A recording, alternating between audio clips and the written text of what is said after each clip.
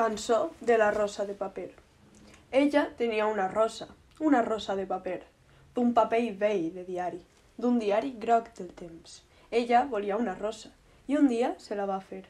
Ella tenia una rosa de paper. Passaren hivern i estiu, la primavera també passà la tardor, dies de pluja i de vent. I ella tenia una rosa de paper. Va morir qualsevol dia i l'enterraren després.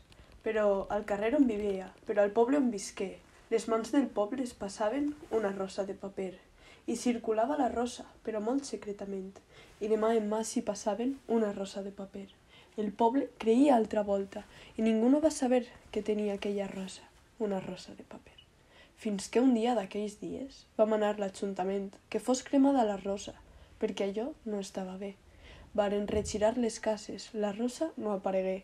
Van haver interrogatoris i ningú no en sabia res. Però, com una consigna, circula secretament, de mà en mà, per tot el poble, una rosa de paper.